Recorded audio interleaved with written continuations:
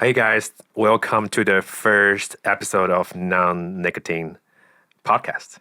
Cool. And I'm Reffo from Puffpaw, and we have BQ and we have Jeremy.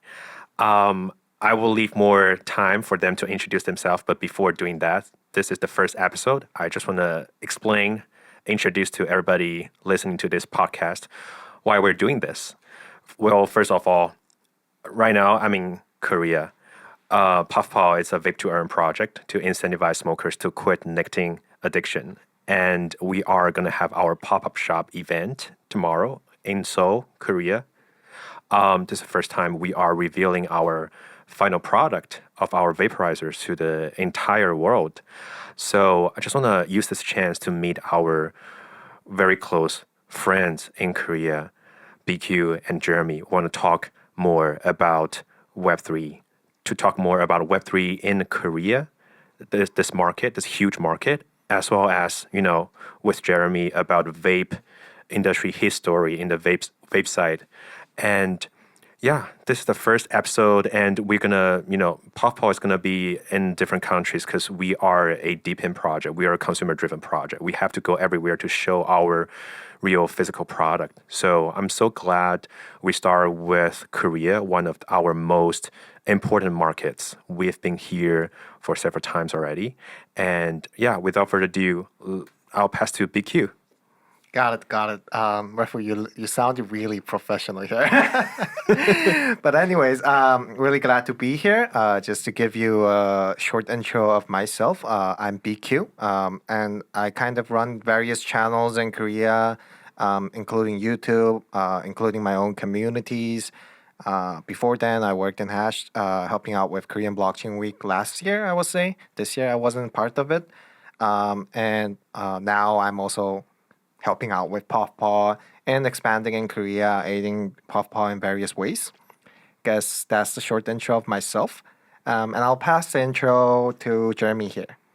Oh, hello. This is Jeremy from South Korea, Treats. I'm a typical Web2 business guy, working in the vaping industry. And I'm really happy to join this conversation and also happy to be your partner. Yeah, thank you. Awesome. Got it. As let me just cut here and just drive the conversation here. I'm a huge fan of Puffpaw. And I actually do smoke. And Puffpaw is I believe that Puffpaw would help me quit it. But anyways, for people who just wants to learn more about Puffpaw, Reffo, could you just explain people like other than vape turn, like how does Puffpaw works, just on a basic level. We'll get Yeah. into the deeper level Yeah, afterwards. yeah. Absolutely, absolutely. So a very short, quick intro of what we're doing. So we are working on our first generation of the product, this vaporizer, first time only, bringing it onto the blockchain. And this is a closed pod system. You have the Bluetooth module, you have the sensors, you have the chips. Basically, we are recording all of your smoking activity, your puffing, your vaping data using this device connect to your mobile app. So we can push all of your smoking activity data onto the blockchain because the game is to incentivize people to quit nicotine. But how? If you are going with a non-nicotine vape, which is our main product, you can maximize your daily rewards. If you're going with higher level of the nicotine, your rewards will be lower and lower and lower. So this product is supposedly you have to carry it all the time with your mobile phone to help you to stay away from other normal vape product you can buy on the market. And we can talk more about what kind of other problems we're solving here. But basically, this is a new consumer-driven project with a hardware device, and combining with the blockchain technology.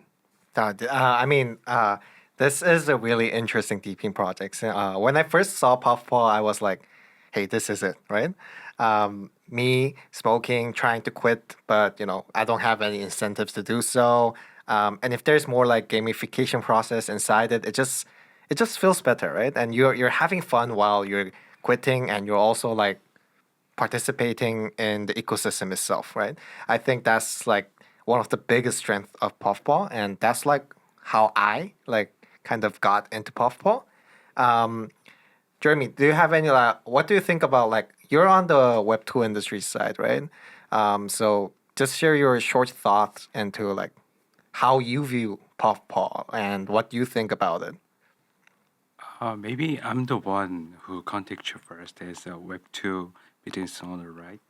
Uh, yeah, vaping should be funny, but the typical or normal marketing method in South Korea in vaping industry, maybe it's too boring, and also it's hard to do something because it's still there's a lot of regulation about the marketing or promoting vaping stuff on advertisement on something.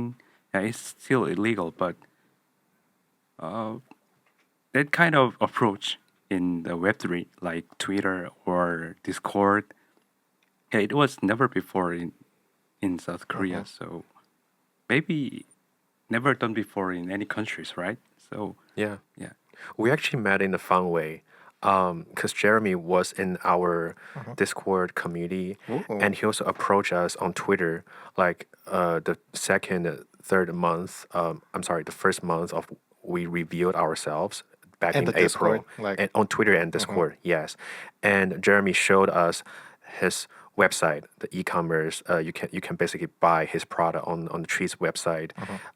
We also went to his store in Seoul here, and he actually is one of the front runner of this industry. Like he's not true. doing too much. Definitely. He's not doing everything in the traditional way, like selling a lot of product in the store. Like he has a nice store, of course, but that's like the foundation, right? But all of his business, he built a great business online, and that store, I think that website is the reason why we think, okay, this guy he knows about Web3. He basically he knows chain. That's why he approached us, and he has this mindset of putting everything on a website for a better sales channel and funnel. So that's the reason initially we started to talk and understand and start from that kind of friendship. And when we came here for the Korean Blockchain Week 2 months ago, that's actually the first time we met in real life, and we went to his store and we chat about everything about how seriously we can sit down and talk about our partnership here, and we have a very great achievement consensus of how we can work this together for the past 2 weeks. That's why for the Korea side of market, we can make sure that even within our first 10K of the players in this game, the vape holders, all of the vape to the Korean market will be filled with juice and will be done by Jeremy, and he will ship everything for us on behalf of us to our Korean users. This is a really interesting. I Yeah. mean, like it's like combining Web2 and Web3, right? Jeremy, you're a Web2 person, but you're also like into Web3. You understand the culture. Reffo, you're like Puffpaw is a Web3 project, but you're also like understanding the Web2 side of stuffs. And it's like getting combined, right? Right. I would love to talk more about the Korean Blockchain Week also. But before moving on, like, Jeremy, I think like a lot of people will be curious about Treat also. Like, uh, Reffo talked about it, but could you Yeah. just give a short intro about Treat? About treats. Yeah. Yeah. We're yeah very delicious, elegant brands Is in it? South Korea. Hmm. I'm running this business about since for yeah, it's about 4 years, 5 years. A long time. Yeah, and there's a lot of flavors like other brands, but beside of this, there's a story that I can when I convinced about this project, the Puffpaw, is uh, as a person who working in the vaping industry, uh, this device is not that easy to make as people expected. But it's very hard to stand the quality control from the factory and the MOQ. Yeah. It's What is an MOQ? the minimum order quantity. Uh-huh. Yeah. But after I checked myself, because I went to China, how should I say, Shenzhen? Shenzhen, yeah. Yeah, Mm. many times before. But as far as I checked, the background of the Puffpaw, in the manufacturing or their skills or their technology, I think it's really good enough when it comes to just a normal vaporizer. Yeah, so I contact them like Dijon. Yeah. Ooh. Wow. That's very interesting. I mean, like I can't imagine like, Web2 vaping industry, I would say owner like contacting. And match them with our own product. Later on, we can pair them with the other product, with the other brand owners. And in that way, there's not that much room for distributors and local smoke shops because it's very traditional distribution, off the line distribution, and that will cost a lot of premium True, additional costs additional cost for the consumers, for the basically, consumers. right? Exactly. So we have a lot of approach like that and asking us, oh, when can I distribute your vaporizer to my market? And we're telling them, oh, I'm sorry, we're trying to, the purpose here is not trying to build another vape brand. We've done a lot of different brands. To build a brand, to start a new brand, it's one thing. The other thing is that how can you, there are over a couple thousand, brands on the market. When you walk into the smoke shop, there are True, true. tons of different Tons brands, of them. right? So how can you differentiate with them? Like how can you make this better? So in order to make it more cost effective and more closer to the end customers, this is a platform that we are trying to build.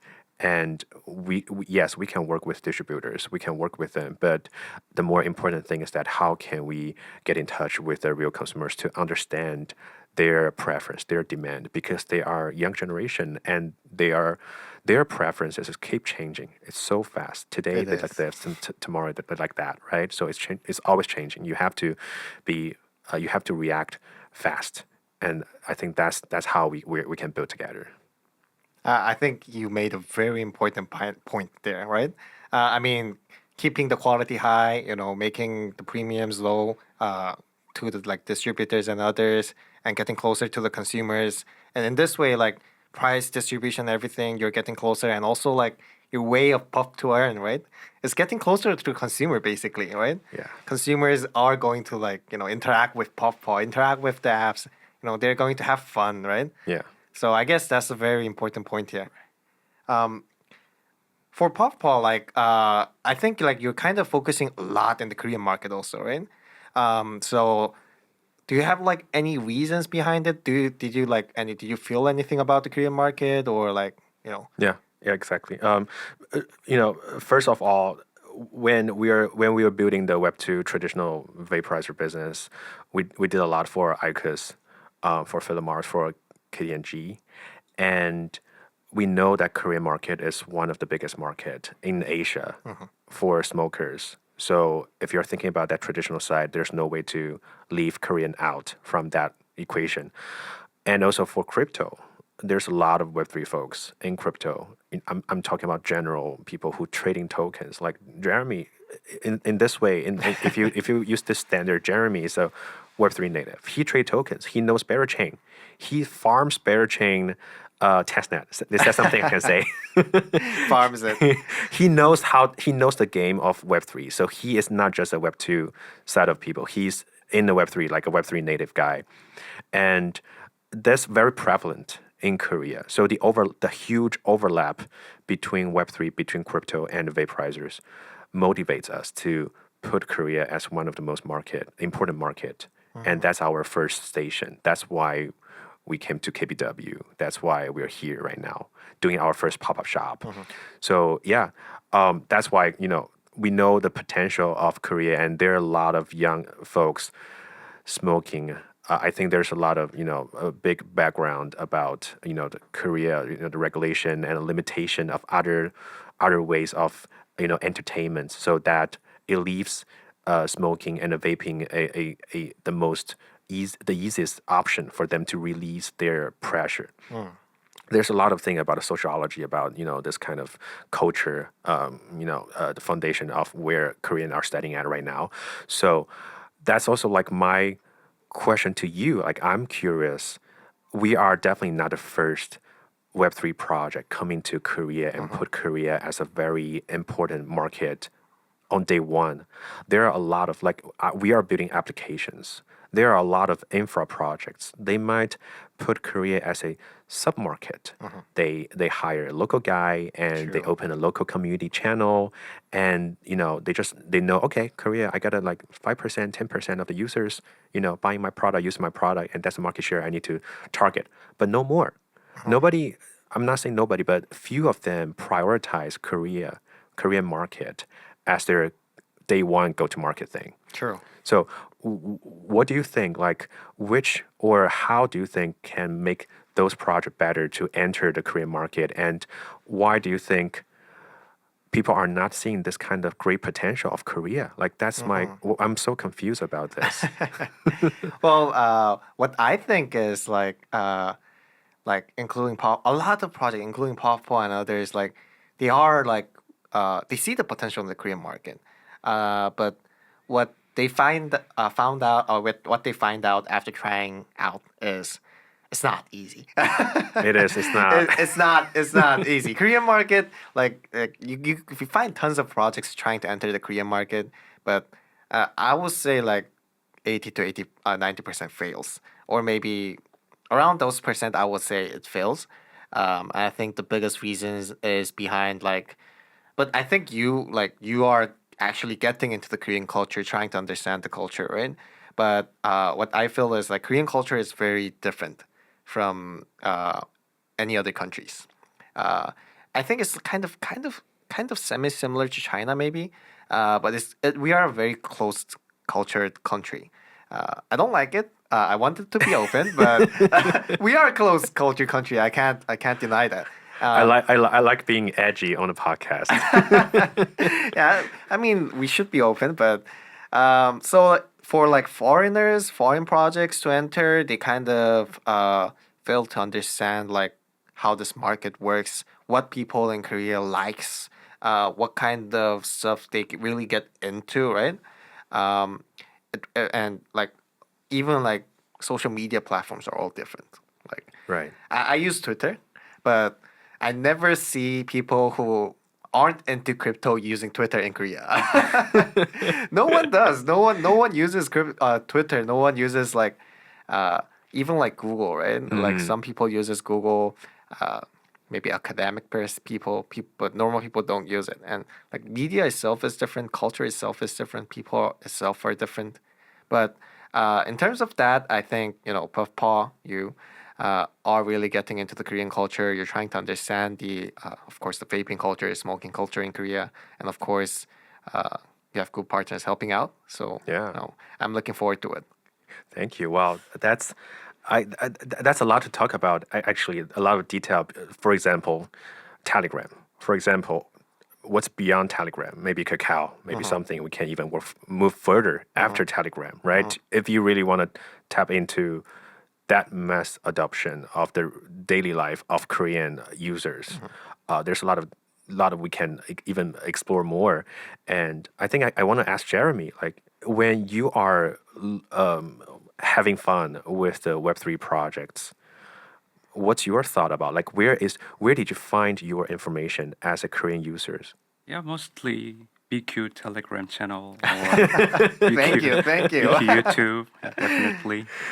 I think that's a very great point. Like people, founders, if you're listening to this podcast, you should understand if you're coming to Korean market, first of all, Telegram. Secondly, BQ's Telegram channel. That's true. Okay. Yeah, it's good. You'll find good information there, so I won't stop them. Yeah. I also want to talk about Bearchain. How did you find out about Bearchain? For the Verachain, when it comes to Web3 users in South Korea, I don't know. Is that right to categorize like people like Web3 user or Web2 user? for my opinion as a user, we usually think about taking profits. So that is not that We're important. good at math. Yeah. Parachain or other chains is not that important for the people. So it's not exactly about this topic, but the important thing to the Web3 projects is the thing is user the good project I think is user doesn't know this one is Web 2 or Web 3. Just use that product or their project would be good project I think. Yeah. So I think Puffpaw is very promising. It's just a device and people don't need to know it's from Web 3 or Web 2. True. Yeah. Yeah. True. I So- think that's a big point. Yeah. The reason why people hard to get into the Web 3 is there's a certain 장벽, Barrier. I would say. barrier, Yeah. like a lot of difficult technical things. True. Yeah. So There are a lot of barriers for like people to actually like I get it. jump into like Yeah. Web3 Degen, right? Yeah, right. I mean, they can trade, but jumping into Degen is a different story. So Yeah. Absolutely. So, but when it comes to not when we don't think about the profit, at least it should be fun, like meme coins or Yeah. I mean, you are trading a lot of meme coins. because Even at like 1 a.m., 2 a.m. when we were Oh. texting, he's making great profits. Solana meme coins.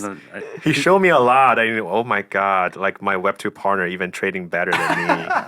I think the enthusiasm about crypto or Web3, for the Korean people, for me as a normal Korean people, we should take profit to buy a house. Yeah. We are Asian. We know Yes. how competitive to live in the Yes. city. That actually reminds me of a panel I was with other very great, notable infra founders from the west side of the world, and we were talking about what do you think? How do you think can build a better community? Is it the culture? Is it the do you think that speculation or chasing for the profit is gonna jeopardize the consensus of the community? And what do you think everything about that? And I was the only Asian founder on that stage, and I made it very clear the competition or the pressure for an average Asian in their society is way harder, is way stronger, way heavier true. than Europe or America or Canada or Australia. There's no way. Like, how dare you standing, using your background, how you grow up to judge an Asian young folk who just want to, release that pressure or get some more profit from doing this activity. Because of that pressure from the social side, from the work, from everything, there's way less opportunity for a young guy in Asia to stand out. There are 100 people competing for the same job True. in Korea, in Japan, in Right. China, whereas only 10 or 20 of them are competing in Europe or in the United States are competing for the one job opportunities. So that that impact on the psychological side, it's so hard, and you cannot blame them for chasing the profit in a very short term. People don't have that much patience because there's just so much pressure, and nobody's saint. We are not saint here, right? Right. Same with us, like when we are rebuilding our seed round, people are saying, "Oh, you are still incentivizing people to smoke. You are still getting people vaping. Like vaping is bad. You should stop." My reaction to that is that vaping is so fun for young kids. Life True. is so hard. You are vaping because all of your friends are vaping together, and you have that peer pressure when you are standing out of the club with 5 of your best friends. They're all vaping. What are you gonna do? What are you gonna do, right?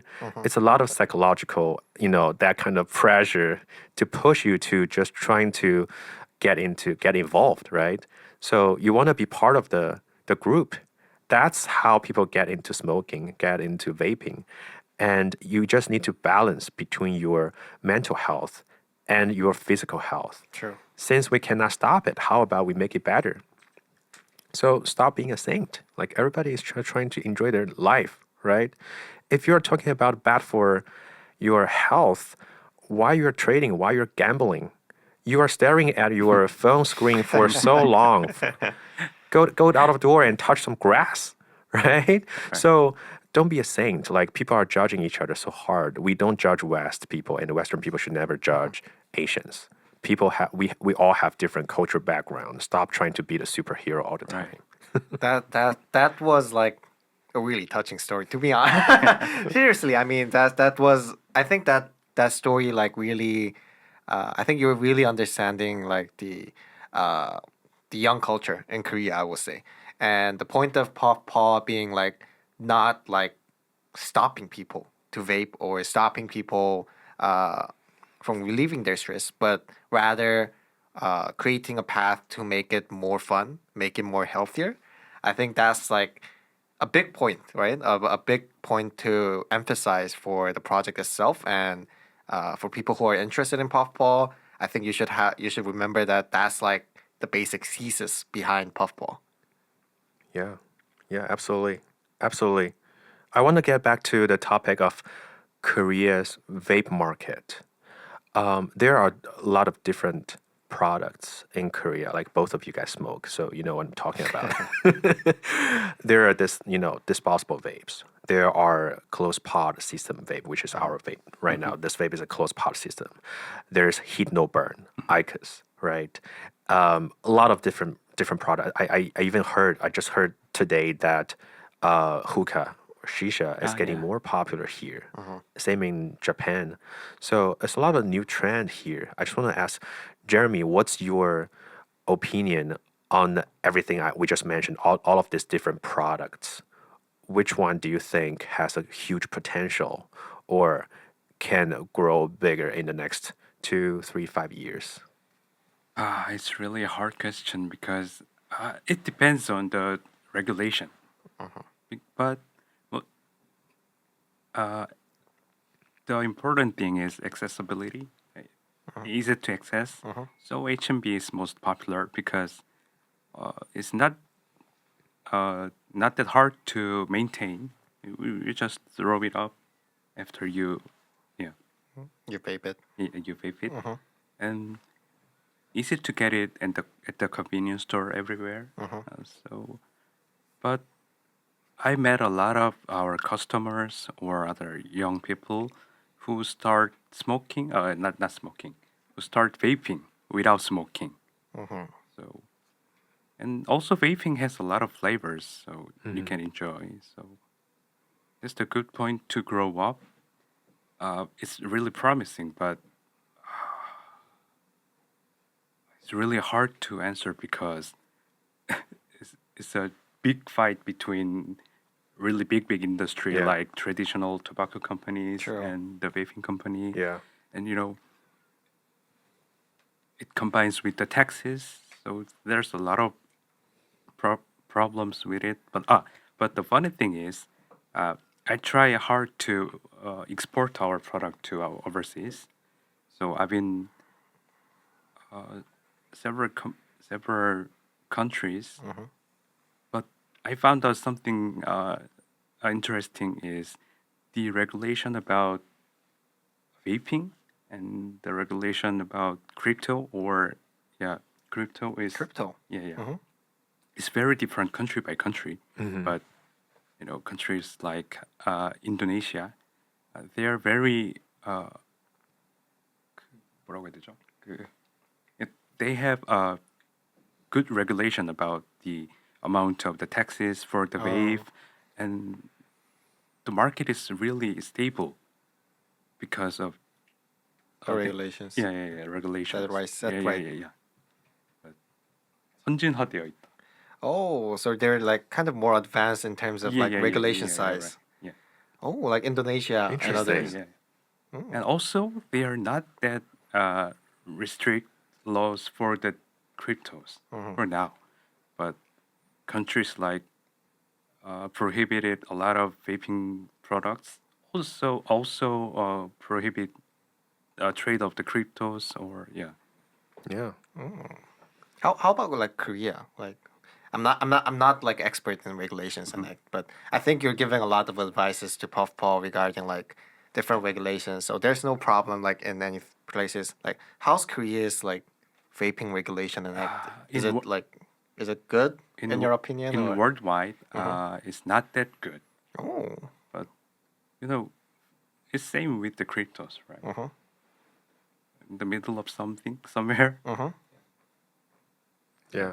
It's both industries are, I would say, very immature Yeah. and has a lot of up and downs. And yeah, And it's a new thing. it's a new thing. Yeah. So the traditional law can follow the changes, right? Yeah. You always have you're always taking profits from the existing power true. from the traditional tobacco companies. They, in the U.S., the lobbyists, they're super powerful, and even the traditional tobacco companies, they are doing the R&D for their vaporizer products. They also feel a lot of risks or threats because of the market share are keep taken away by the vape companies. True. There are a lot of vape companies, public traded vape companies in Nasdaq, in Hong Kong, in everywhere. And traditional tobacco companies, they feel a lot of threat on that. So they either try to jeopardize the vape market on the regulation or tax perspective, or they do their own product and trying to catch up with it. So I know that a lot of vape brands are actually bought out by tobacco companies because you know the new trend. You have to be liquid, right? So that's the fun thing. Like this tobacco market, it's the biggest consumer market in the world. The market share, the market size. And because they have been there for a long time, they are so interconnected with all of the politicians, the politic powers, and they have this great power to affect the regulation or the policies in different countries. So the vape markets, in this standpoint, it's more like crypto. You're like crypto fighting against the TradFi. Right. True. Well, I strongly get, but I mean, like, from what I saw was like in Korean statistic wise, like the share of vape versus like normal cigar and like it's like growing fast. Yeah, in my from like what I saw on the statistics, it's like growing fast. But you mentioned like there are a lot of like big tobacco companies and others like trying to stop it, but it ain't gonna stop, right? Yeah. Yeah, it's growing in speed and the numbers are telling. So I guess like it's similar to crypto in that wise also. Like crypto numbers are getting bigger. I mean, 10 years ago, I don't know, 5 years ago, Bitcoin wasn't at 60, 70K. Yeah, you're gonna miss it. You're gonna miss the new thing. True, Don't Bitcoin miss it wasn't there. again.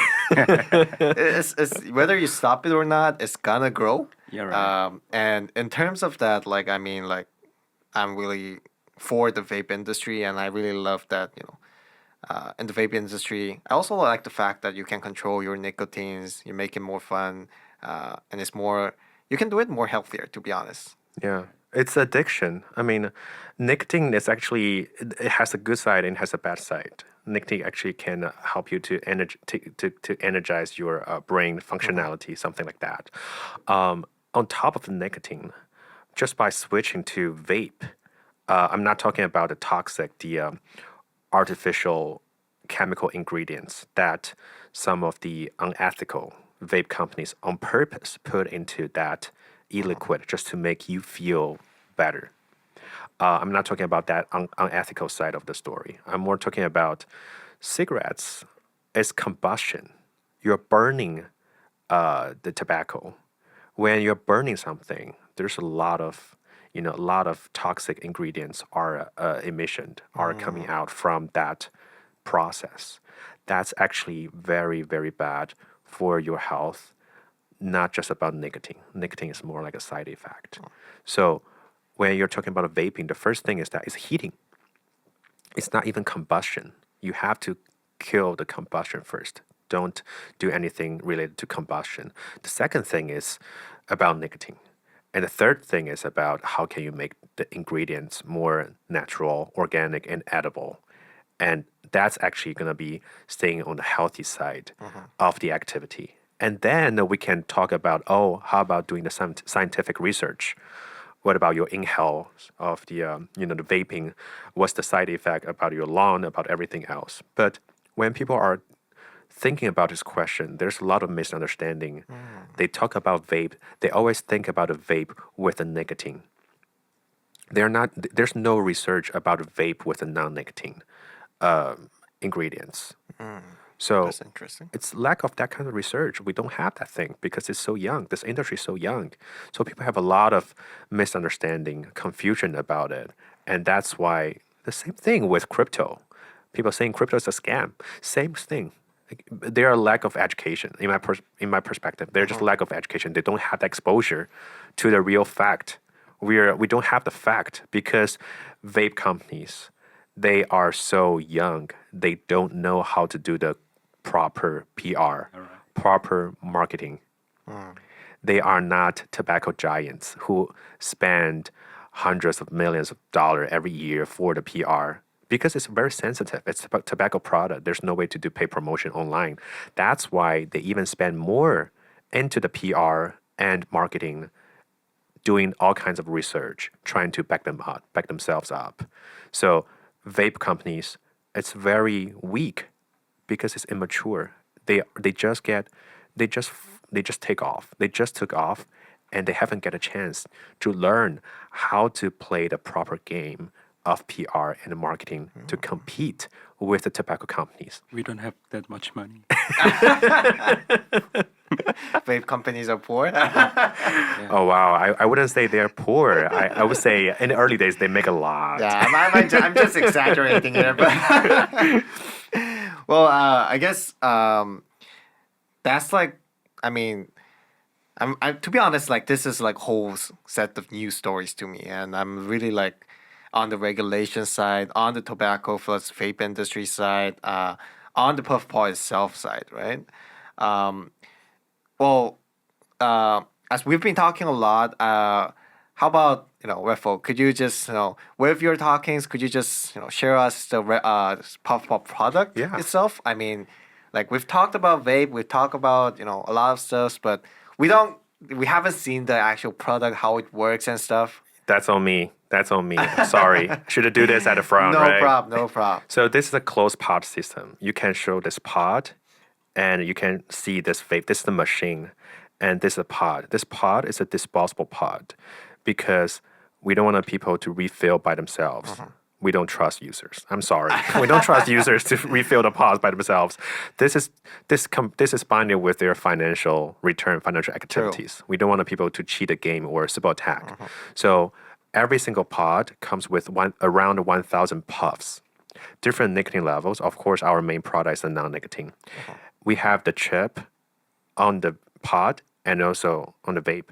Every time you put this pod onto vape and Bluetooth connected to our mobile app, the mobile app is going to identify the unique identification number of each of the pod and the vape, paired with your wallet, with your NFT.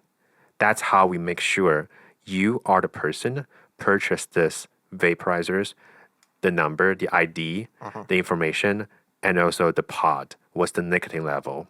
What's the flavor? How many puffs you have today? What's the timestamp of each puff? And what's the total amount of puffs you had? So duration of each puff. All of that data we are collecting using this device and pushed to the blockchain. So that's I would say super anti-cyber attack, because the mobile app is going to track your location. So you are supposed to carry this vape with your mobile phone at all time. This is a device to help you to quit nicotine addiction. Like I mentioned before, the lower nicotine, the non-nicotine pod will get you the highest mining efficiency on a daily basis. Will the app like I don't know? Everyone could download it through their phones. Yes. Maybe on like Google Store, maybe on an app store, or maybe Yep. on APK files. Or Yep, Android and iPhone. so Yeah. it's going to be there. It's going to be there. Yeah, on day one, you have to have the mobile app. Once you receive this machine, you have to download the mobile app and pair the machine with your mobile app. What if you don't smoke? What if you don't care about vaporizers? You just want to earn some token as a Web3 DJ folk, right? That's totally doable. You can hold that NFT and gift this machine to your friend who is a smoker, who doesn't know anything about Web3. Everybody has a friend who is a smoker. So give this vape to your friend, and he will get a code to pair with his mobile app. Both of you guys will be able to check to monitor the smoking activities in the mobile app. You are the lender. Your friend is the borrower. You hold that NFT. Your friend get a vape. And you guys can share the mining profits, maybe 10%, 90%, or whatever, depends on you guys. Before moving on, let me just check if I understood this right. So Yeah. basically, you have the PSV, right? The smart vape, and then you have the mobile app, and then you get it. Basically, you connect a wallet to the mobile app, right? Where you have the NFT, right? And then you connect the device with the Bluetooth together. So it's like all in one line, right? Your Yes. NFT, your wallet, the app, and then your device is all in like one set. Yes. And then basically, if you puff, right, all the data gets tracked and it gets like flown into the app, to the blockchain. And we do puff to earn and others and plus for lending, you could actually basically someone else, right, could log in without the NFT, but when they have the device, right, they basically can connect it, and the person who's holding like the NFT itself could like I'll share it with him, choose Yeah. the percentage, and then you could like if you're a non-smoker, right, then you could just share the profits together. Yeah. Is this like how it is going? Yes, that's 100% right. This is not only for your friend. This is also for those people who are Web3 DJs, but they are living in a country where vaping is illegal. We are not able to ship them the vape. We're not able to do that, of course. But they can still buy the NFT and get into the game, and we will pair him with another smoker on our platform. We are the middleman, and they can actually help other people around the world to choose the better, the healthier, the non-nicotine vape. It's like vape Vape-pow. pen pal, vape Vape-pow, true. Vape-pow, My vape-pow. vape living in another country. I like that name. Yeah. Maybe you could name it vape-pow, maybe when Yeah, after yeah. like you come up with that service. Speaking of that, register a new brand is actually expensive, at least for consumer brands. You have to register that brand, that logo around the world, right? We're doing True. that right now. So Oh. it's actually, yeah, it's a lot of process, and you have to you have to prove you are already selling this product as a real consumer business. You have to prove that you have this business generating real revenue, and then you can register that logo. It's not like, oh, you just come up with this new name and without a business coming from nowhere, you register the logo and nobody can take it away. It's actually asking you to create a business first, and then you can register the logo. Oh, so basically you're doing the registration process for like different countries Yeah, where exactly. you're planning to like basically ship the products, right? Exactly. Oh, so we won't be worried. We don't have to worry about getting fined and No, not at all. someone calling it illegal, right? No. Everything is done in house, and everything is done per whatever regulation in every single different countries, compliance and regulations. We have to do it because it's a physical product. It's not like, oh, because of the Web3, you can go out of the box. It's not like that. Oh, that like a lot of people including myself, were like a little worried regarding like, am I being chased after receiving this vapes and but if it's like all legal, I guess it's all legal because from what we've heard in this podcast, right? You guys have a like a perfect understanding of the market, of the regulations and act. One extra question I wanted to ask was the flavor. Flavors. Since you have your Web2 partner here, right? Who are also helping out with the pod itself, right? So I'm kind of is it can you like disclose it? Is it like undisclosable? But I'm just curious about like how sure. it would taste. Still there's a lot of flavors, and maybe we can prepare about 8 to 10 flavors. Ooh. But Yeah. every flavor is possible. We have a very different plan in terms of flavors for Korean market because, like I said, on day one, Jeremy Treats is gonna fill all of the pods for us in Korea. He has tons of different options here locally, right? So we have plenty of options here just for Korea. For other countries, since we might not have that resources yet, we are still looking for partners in different countries. So that has the limitation. So for those countries on day one, there will be only 3 flavors. We will create more new flavors in different game seasons for fun. But for Korea, it's actually a total different story because we have a local partner here and he can just, do all of the different stuff, make it very flexible for us. Even the Coke tastes different country by country. Oh yeah, So, Coke tastes yeah. different by country. Yeah, I know that. Yeah. Flavor should be very, how should I say? It should match like that country, right? 현지화. Yeah, match that country's taste, right? Yeah, that's right. Like Koreans should like it. And we survived about 5 years in this market, Uh-huh. and we have a lot of data about the flavors. Oh. So maybe our top selling products will be in there. Oh, the past. just for fun, could you name one like top selling flavor, like just one of them? This one good. The name is goat. Yeah. Does it taste like goat? I mean, Goat what cheese, maybe. what does it taste like? The goat. There's an apple flavor and soda like bongta. So the goat is like bongta. No. There's a goat apple, goat soda, and goat aloe. Oh, aloe. I didn't Aloe know. vera. Oh, Yeah. I didn't know that's a popular flavor here. Oh yeah, especially in here. Wow. Koreans It have tastes. great taste. Aloe vera. It tastes healthier, maybe. Oh, wow. Maybe I don't know. It tastes healthier, maybe. It's a little bit similar with the green grapes, Yeah. but yeah, it's Yeah, good. green grapes is it's a very popular flavor. Right. Yeah. So basically, like when we get into Puffpaw, like you can choose the flavor and you could also like choose the nicotine level, right? Yeah, absolutely. So those two are like free to choose for people. Oh sure. Oh, Yeah. That's a goal because you have to make sure the community loves it, right? True.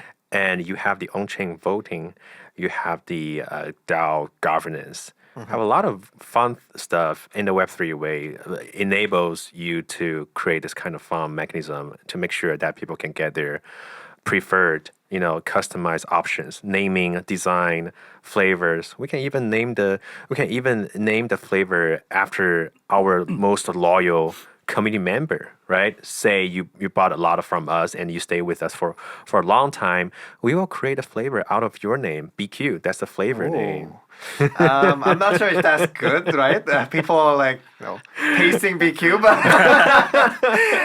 but anyways, that's like a really interesting approach. So like different from like since you're like really approaching to the consumers and the consumer itself are like basically participants into Puffball, right? Yeah. So they basically can, in the future with governance, they could choose the flavor. Maybe they could push for another flavor if it works out for like, in the production side, right? Yeah. Then like hundreds of things will be possible. Yeah. Like I'm really looking forward to the flavor, different kind of flavors coming out. If you smoke too much nicotine we're gonna punish you and give you the kimchi flavor. Well, it might sell well, but kimchi is still a good food here. Love kimchi. I'm just not sure if you vape kimchi, is it gonna be the same thing? We True, will true, see. true. I think like fruit flavors are like the most famous ones, or more, or I would say most safe ones. I would say. Yeah, definitely. For the pod itself, so they have the flavors, they have the nicotine levels. You talked a little about the pods. I know that like the customization and design part is also like getting a lot of attractions, and a lot of interest from people, right? Reffo, could you just talk a little about like how this stuff is done, right? Yeah. If every pod it looks the same, or is it going to be different? Yeah, absolutely. So for our first 10K, we will have a certain allocation for people to choose the design if they want to either design by themselves, doing a customized, unique one-on-one design by themselves, or they can choose different branded vapes from us. We are working with two layer ones foundation and one meme coin to create their customized branded vapes Oh, within our first 10K. I can only review the first one is, of course, Barachain. You're able to of buy a course. Barachain vape, right? The other one, I'm not going to review it, but it's a very, very hot, popular layer one right now on the market, and I think they're doing brilliant job. Even in the Korean market, they're doing so good, very successful. I love them. Yeah, that's the thing we are able to do with the first 10K. We're even able to do the laser carving the name to the skin of the vape. Choose 6 or 8 letters, whatever you want. We're gonna carve that, laser that onto the vape skin. So that will be, it's more for the psychological ownership of that product. It's on top of financial incentive, right? When you're trading a meme coin, when you're trading an NFT, you think not just the financial incentive. You think True. about the culture, think about a consensus, you think about a community, and that's a proof of your identity. So we want to make sure that since this is a physical, a tangible product, we have more room, more potential, more flexibility to make it more like you have the ownership of that stuff. So that's the thing we are trying to do here to stand out, to be different from DeFi projects or any other typical on-chain projects. I think that's a really big point on my side. Like, one of the parts I really got attracted to Puffpaw was, to be honest, on his customized designs. I was like, hey, this looks so cool. Yeah. If I'm going to have a vape, I'm going to have my vape, right? I'm not going to have like any vape that, if you go out, that's like the only one vape on the earth that will like represent me, right? Yeah. And I think that's like a big, big point with Puffpaw. Yeah. Everyday carry item. Hmm? Everyday carry item. Do you know that word? Everyday Carry carry. item. Do you know the word? I don't know. What does it mean? 한국어로. EDC. Everyday carry. I don't know. Could you explain forget- it for us? forget No, about it, you yeah. could just explain it like in a simple word. There's kind of magazines or fashion magazines. Uh-huh. It's kind of what's in my bag. Oh. Oh. Your favorite stuff. Everyday carry. Oh, Yeah. everyday Right, carry I got what you item. mean. So like the item you carry every day Yeah, that right. represents you and like Your essentials. Yeah. oh, and like that could be one of the vape could be like your everyday carry item. Yeah. That's like a Gen Z thing.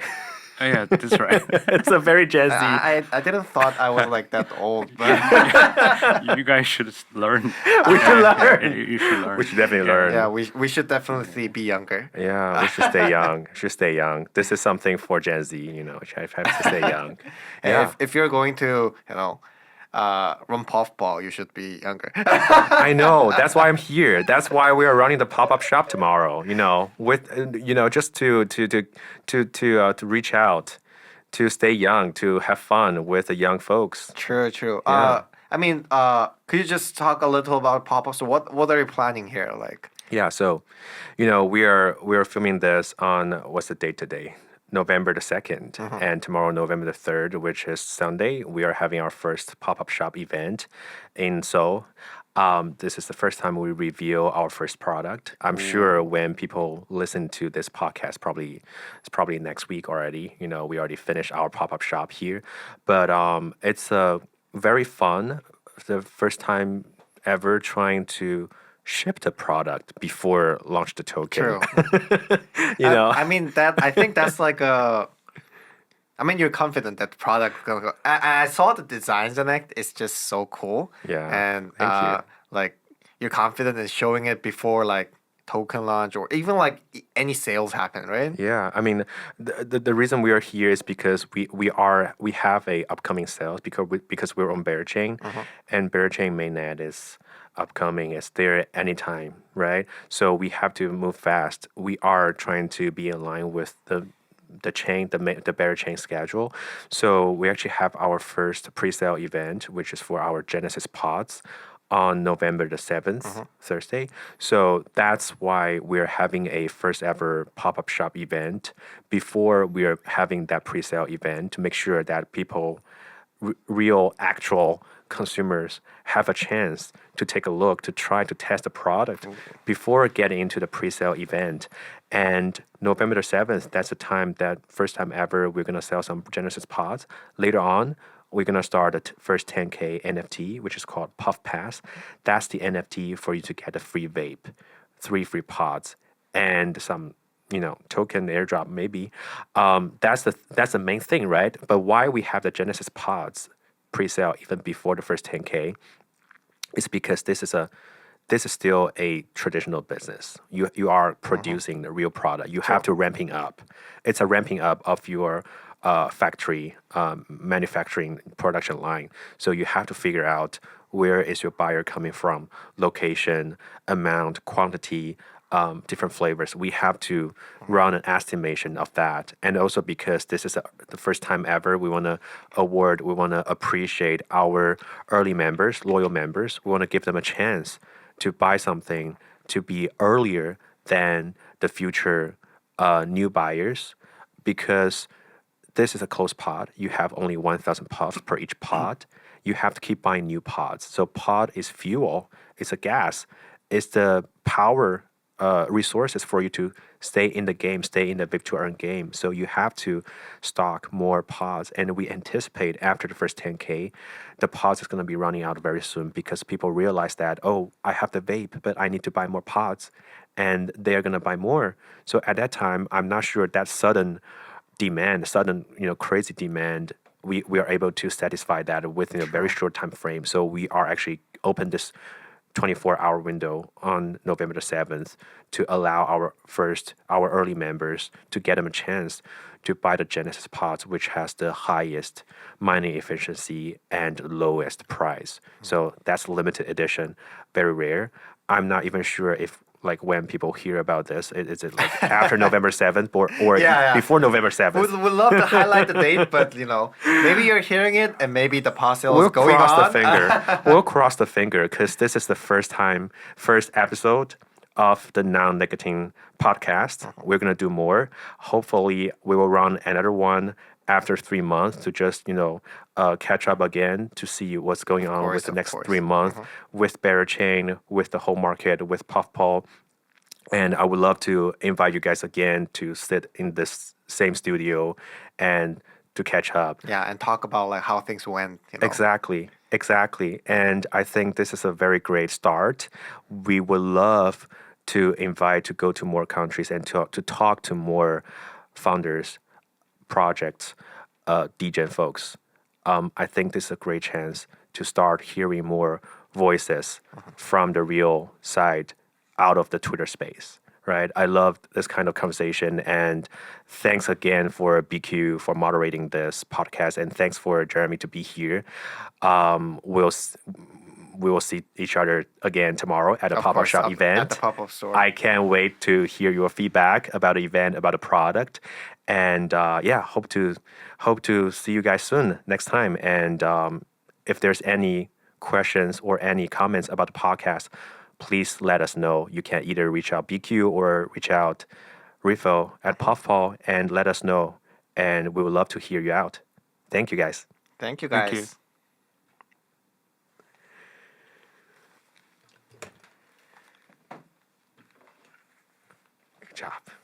Good job, Jeremy. Done? Yeah. 고생하셨습니다. 아닙니다. Thank you, BQ. No problem, no problem.